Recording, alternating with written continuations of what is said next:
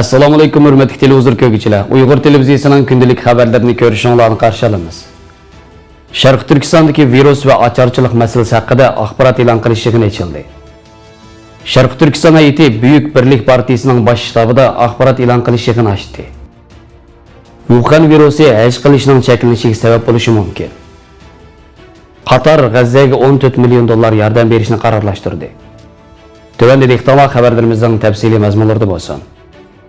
Bütün dünyanı vahiməyə səlayotqan Xitaydan chiqqan tajsimon virusning navbatda tarqalishchan kasallik aylanib ketish ehtimolligi haqida turli mulohizlar o'tirg'i chiqayotganda Sharq Turkistondagi lagerlar masalasining unutilib ketilayotganligi muhojiratlik Uyg'urlarni andishiga solmoqda. Lagerlar qamalgan millionlagan Uyg'urlarning ruhiy va jismoniy azoblari qo'shilib, lager sirtidagi Uyg'urlarning o'tgan bir necha hafta ichida Xitoy hukumati ijro qilgan atalmish virusning oldini olish tadbirlariga moslashish uchun og'ir ocharchilikqa duch kelganligi ma'lum bo'lmoqda. Bu ahvollarni Uyg'urlardan boshqa tashqi dunyodagi Uyg'urlarga ko'ngil bilgichi har soha kishilarga bildirish uchun Washington shahridagi Uyg'ur kishilik huquq qurilish tashkiloti bilan Amerika Uyg'ur birlashmasi 26 fevral kuni davlatlik axborot klubida muxbirlarni kutib olish yig'ini chaqirdi. Oldi bilan Uyg'ur kishilik huquq qurilishining tashqi aloqa mudiri Luisa so'z qilib, tajsimon virusining Sharq Turkistonda paydo qilgan salbiy ta'siri haqida bu qitimli axborot yig'inini chaqirganligini so'zlab o'tdi. Uyg'ur kishilik huquq qurilish tashkilotining mudiri Ömer Qanat so'z qilib, hozir Sharq Turkistondan to'liq qabohatlik va rohatsiz xabarlarning ma'lum bo'layotganligini, muhojiratlik Uyg'urlarning lagerdagi qarindoshlaridan andishisining kundan-kun kuchayotganda virus haqidagi xabarlarning o'ttirg'i chiqishi buning lagerga tutishib ketsa qanday baloy ofatlarga sabab bo'lishi haqida taxminlarning o'ttirg'i chiqqanligini so'zlab, bu xil andishlarning ba'zilarining reallikka aylanganligini, shuning uchun xalqaro jamiyatning bu masalaga alohida ahamiyat berishi lozimligini ta'kidladi. Lager shohidlardan Mehrgul Tursun so'z qilib, o'zining beshidan kechirganlari asosida lagerlardagi ruhiy va jismoniy qiynoqlarni amaliy misollar orqali tasvirlab, bu azoblarning uy joylardagi kishilarni allaqachon ojiz va himoyatsiz bir holga tushirib qo'yganligini tarjimon Elis Andersonning yordamida ixcham va ta'sirli bayon qilib berdi. Javhar Ilhom, Samira Imin, Qo'zzat Olday qatorliqlarmi yig'inda ayrim so'z qilib, lagerga elib ketilgan dadisi va boshqa qo'rqitganlarning ahvolini qisqacha tonishtirib, dadisiga o'xshash minglagan sarxil Uyg'urlarning atalmish tarbiyaga hech qanday ehtiyoj bo'lmagan ahvoldami majburiy qayta tarbiyalash nomidagi lagerlar qamalayotganligini, lagerlardagi mahbuslarning ahvoli shunday fojialik bo'layotgan ahvolda virusning tarqalishi ularning hayotiga og'ir xavflarni elib kelganligini, Xitoy hukumati haqiqatan virusning oldini olmoqchi bo'lsa, o'zlari atalmish maktab deb atavagan bu lagerlarni boshqa maktablarning taqqanga o'xshash tezdan taqishi lozimligini talab qildi. Mazkur faoliyat uchun Bostondan kelgan Uyg'ur faoliyatchi, Massachusetts Texnologiya instituti qarmaqidagi gen tadqiqot markazining mudiri, professor Maysam Mutallipova so'zga chiqib, virus masalasida nima uchun Sharq Turkistondagi virusning tarqalish ahvolidan favqulodda andish qilish lozimligini tushuntirib, Xitoy hukumati Sharq Turkistonda e'lon qilgan virus yuqumdorlarining sonining gumonliq nuqtalarining bog'liqini, Janubiy Koreya, Iran, Yaponiya, Italiya qatorliq joylarda yuqumning ahvoli borgansida og'irlayotgan ahvolda, aksicha Xitoy hukumati tajsimon virusning markazi bo'lgan joylarda yuqum ahvolining tuvallayotganligini tashviq qilayotganligi.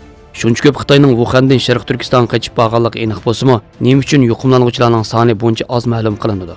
Allaqachon yerim jon bo'lib qolgan lager mahbuslarining bu virusga taqobil turg'idagi hech qanday immunitet kuchi, quvvati yo'qligini, lagerlardagi so'roqchilar va boshqaruvchilar birdek Xitoy bo'lgan ahvolda lagerdagilarni virusdan saqlab qolish uchun cho'qim lagerni amaldan qoldirishning birdan-bir chora ekanligini o'ttirib qo'ydi.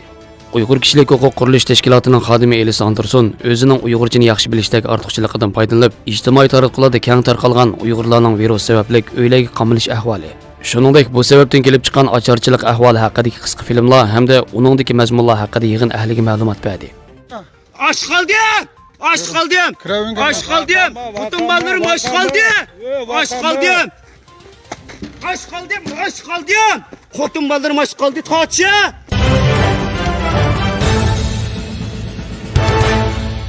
Xalqaro Sharq Turkiston Tashkilotlar birligi Anqarada Buyuk Birlik partiyasining bosh shtabida birlashma bayonot e'lon qildi. Turkiyada faoliyat olib berayotgan Xalqaro Sharq Turkiston Tashkilotlar birligidan tashkillangan bir o'mak Sharq Turkiston masalasini jonlantirish maqsadida Turkiya poytaxti Anqaradagi 2 kunlik ziyoratini boshladi.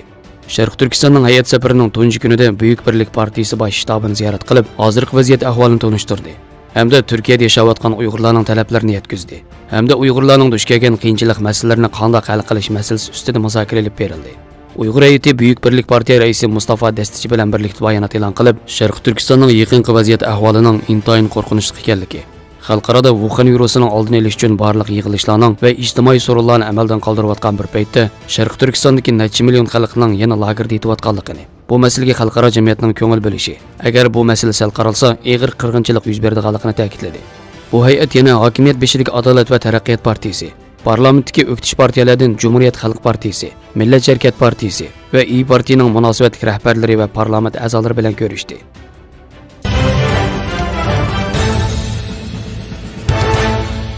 Saudiya Arabiston koronavirus sababidan Umra va Masjid Nabaviy ziyoratlarining vaqtliq to'xtatilganligini e'lon qildi. 27 fevral kuni Saudiya Arabiston Tashqi ishlar ministrligi e'lon qilgan bayonotda virusning oldini olish uchun Umra va Masjid Nabaviy ziyorati uchun Saudiya Arabistonga kelish, bo'libmi virus xatarligiga kelgan davlatlardan Saudiya Arabistonga sayohatga kelish, Saudiya Arabiston bilan Paris qo'ltiq hamkorlik kengashiga a'zo davlatlar fuqarolarining tamojnadan kirish chiqishda kimlik kartasini ko'rsatish vaqtliq to'xtatildi deyilgan.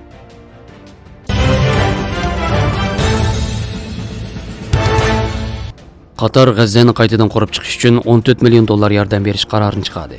Hamas tarafidan bu vaqtda e'lon qilingan yozma bayonotda Hamasning G'azza ishlari mas'uli Yahya as-Sinvar Qatar G'azzani qaytadan qurib chiqish komitetining boshlig'i Muhammad al-Aymadi bilan ko'rishganligini, uda 13 yildan buyon Isroilga qamal qilayotgan G'azzaning shart-sharoitini yaxshilash, elektr stansiyasiga tabiiy gaz liniyasi barpo qilish qatorliq masalalar haqida muzokara olib berilganligini, Qatarning G'azzadagi 120 ming ehtiyojli oilaga 100 dollardan bo'lib jami 12 million dollar yordam berish va ehtiyojli kishilarga 500 dollardan turmush qurish yordami berish masalasida bitishganligini bildirgan. Buningdan boshqa yana Qatar yo'qsullarning uylarini yangilishi va universitetni bitirgan yoshlarga o'qish rasxodlarini to'lab, diplomlarini olish uchun maxsus mablag' ajratishni qarorlashtirganligini ta'kidlagan. Xabarlarimizni ko'rganingizga rahmat. Ko'rishguncha omon bo'linglar. Xayr xo'sh. Allohga omonat.